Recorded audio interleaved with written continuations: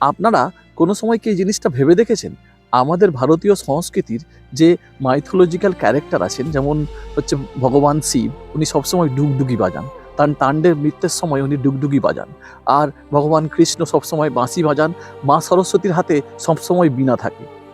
একবারও ভেবে দেখেছেন যে এইগুলো কি কোনো একটা ইনফরমেশন, কোনো একটা সংকেত আমাদের সমাজের জন্য? আমি এরপরে অন্য একটা কথা বলি। আপনারা অ্যালবার্ট আইনস্টাইনের নাম সবাই শুনেছেন। অ্যালবার্ট আইনস্টাইন পৃথিবীর বিখ্যাত বিজ্ঞানীদের মধ্যে একজন। আপনারা কি জানেন যে উনি একজন শুধুমাত্র বিজ্ঞানী ছিলেন না, উনি একজন অসাধারণ বেহালাবাদক ছিলেন। উনি বলতেন ওনার কাছে বিজ্ঞান আর মিউজিক দুটো একই সমান। আপনারা হচ্ছে রাশিয়ার প্রেসিডেন্ট পুতিনকে চেনেন। আপনারা কি জানেন পুতিন অসাধারণ পিয়ানো বাজান?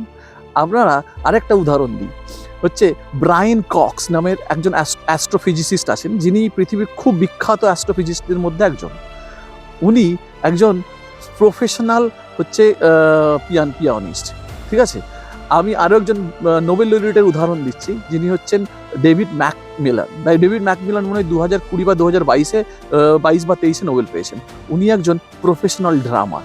আমার এই এই এই ইনফরমেশনগুলো যখন আমি এক জায়গায় করলাম, তখন দেখলাম পৃথিবীতে যত হচ্ছে প্রফেশনালি সাকসেসফুল মানুষ আছেন, তারা সবাই কোনো না কোনো মিউজিকে পারদর্শী।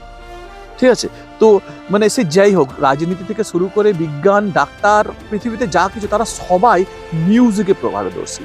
এবং জার্মানিতে আসার পরে আমার আরেকটা জিনিস মনে হয়েছে, এখানকার বাবা মারা তাদের ছেলে মেয়েদেরকে যাই হয়ে যাক না কেন, তারা কিন্তু কি করায়, একটা মিউজিক্যাল ইনস্ট্রুমেন্ট শেখাতে পাঠায়। স্কুলে এখানে কম্পালসারি মিউজিক থাকার পরেও প্রত্যেকটা বাচ্চা তাদের 18 বছর বয়স পর্যন্ত কোনো না কোনো একটা মিউজিক্যাল ইনস্ট্রুমেন্ট শেখে। যদিও বলে রাখি, এখানে মিউজিক্যাল ইনস্ট্রুমেন্ট শেখা সত্যিকারেরই খুব কস্টলি। তো এতগুলো ইনফরমেশন একসাথে করে আমার কেমন পাজল মনে হচ্ছিলো, যেটার পেছনেই কোনো কিছু কারণ আছে।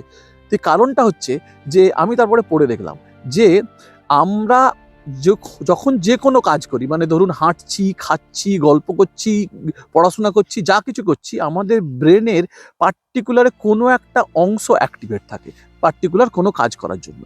শুধুমাত্র আপনি যদি কোনো মিউজিক ইনস্ট্রুমেন্ট বাজাতে শিখছেন বা বাজাচ্ছেন, তখন আপনার ব্রেনের প্রত্যেকটা অংশ একইভাবে অ্যাক্টিভেট হয়।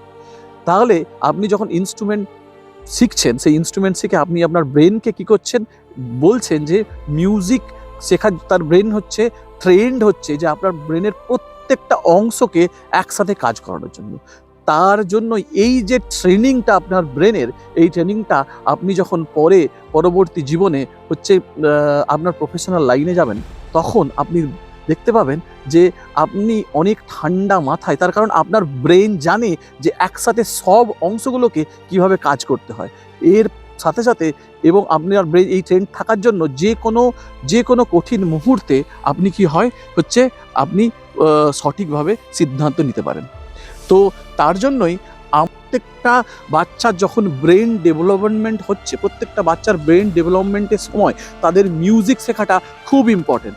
এবং মিউজিক দেখুন, আপনি ইন্ডিকেশন দেখুন, কৃষ্ণ বাঁশি বাজাচ্ছে, ভগবান শিব ডুগডুগি বাজাচ্ছে, মা সরস্বতী হচ্ছে কি বলে বীণা বাজাচ্ছে। হচ্ছে ধ্বংস, সৃষ্টি, পরিচালনা এবং জ্ঞান সবার যারা প্রতীক, তারা মিউজিক্যাল ইনস্ট্রুমেন্ট বাজাচ্ছে। তাই আমি পার্সোনালি বলবো যে মিউজিক্যাল ইনস্ট্রুমেন্ট যদি বাচ্চাকে পারেন, সে তাহলে মিউজিক্যাল ইনস্ট্রুমেন্ট শেখাবার, একটা যে কোনো ইনস্ট্রুমেন্ট, তাকে সঙ্গীতজ্ঞ করার জন্য নয়, তাকে প্রতিযোগিতায় নামানোর জন্য নয়, তাকে লোক দেখানোর জন্য নয়, তার ব্রেনের ডেভেলপমেন্টের জন্য আপনারা তাদেরকে মিউজিক্যাল ইনস্ট্রুমেন্টটা শেখান। এই মিউজিক্যাল ইনস্ট্রুমেন্টটা তাদেরকে পরবর্তী জীবনে হচ্ছে অনেক স্ট্রং ডিসিশন নিতে সাহায্য করবে, তাদেরকে শার্প ব্রেনের হতে সাহায্য করবে। আশা করি আপনারা সবাই বুঝতে পেরেছেন ব্যাপারটা কিসের জন্য এই ইউরোপে বা পশ্চিম দেশে সব বাচ্চাদেরকে মিউজিক শেখানো হয় এবং কি প্রয়োজনীয়তাটা আছে, সেটাও আমি আপনাদেরকে বুঝিয়ে হয়তো বোঝাতে পেরেছি। যদি কারোর কোনো প্রশ্ন থাকে তাহলে আপনারা কমেন্টে লিখতে পারেন, আমি চেষ্টা করব এর উত্তর দিতে। ধন্যবাদ, সবাই ভালো থাকবেন।